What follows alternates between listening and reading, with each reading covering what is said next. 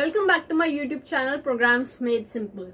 So in today's video, we are going to study the program WAP to input a number and check if it's an Armstrong number or not using while loop. So firstly, we should know what is an Armstrong number. An Armstrong number is a number which is equal to the sum of its own digits raised to the power of number of digits. For example, taking number 153. Firstly, we are going to count the number of digits which is equal to 3 over here. Okay. Now we are going to separate the digits. Now we are going to raise them to the power of number of digits which is 3 over here. Now we are going to add them. So 1 raised to power 3 will be 1. 5 raised to power 3 will be 125. And 3 raised to power 3 will be 27. So if we are going to add these three numbers, we are going to get the sum 153, which is itself equal to the number entered. Okay. So now I hope you must have understood how can we make out if a number is an Armstrong number or not. Now we are going to identify if a number is an Armstrong number or not with the help of a program. So you can take any class name. For example, I've taken class name ABC. In void main, you have to write integer n as the question is asking the user to input a number. Now, integer number is equal to n and number 1 is equal to n. So over here, we have initialized two integers, which is the copy of number n, to run two while loops. The first one for calculating the number of digits and the second one to take the power to the number of digits. Okay. Now, integer c is equal to 0. We have taken an integer c to count the number of digits, a variable d to extract the last digit, and an integer s is equal to 0 to calculate the sum of its digits. Okay. Now, while number should not be equal to 0. This means that this while loop will run only up till the value of number is not equal to 0. Okay. So starting this while loop, number is equal to number divided by n. So you might be already knowing that the sign of a modulus gives us the remainder, whereas the sign of a divisor gives us the quotient. Okay. So if number is equal to number 153, we are going to divide it by 10 and the quotient will be 15. So after doing this for one time, we are going to increment the value of c from 0 to 1. Okay. Now coming back to this step, the number is now 15 divided by 10. Now we are going to get the quotient 1.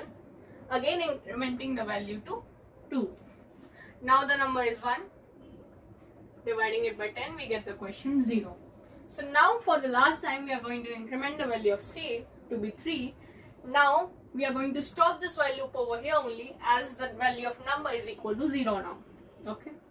So first while loop is ended over here, leaving us with the value c is equal to 3.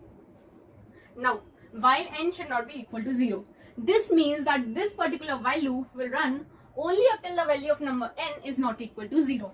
Okay. So d is equal to n modulus 10. So n was the number 153 modulus 10. We will get the remainder 3. S is equal to s plus met dot per d to the power c.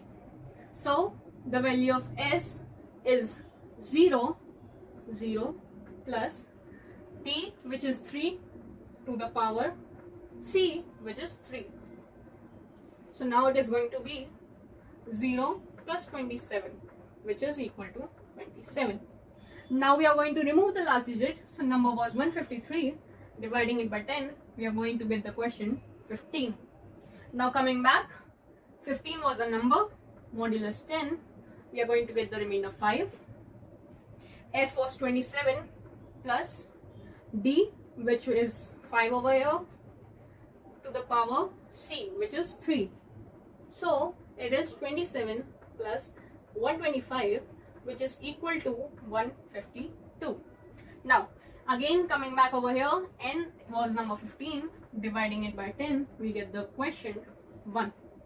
Now 1 modulus 10. So we will get the remainder 1. Sum is 152 plus d, which is 1, to the power of c, which is 3. So we are going to get 152 plus 1, which is equal to 153.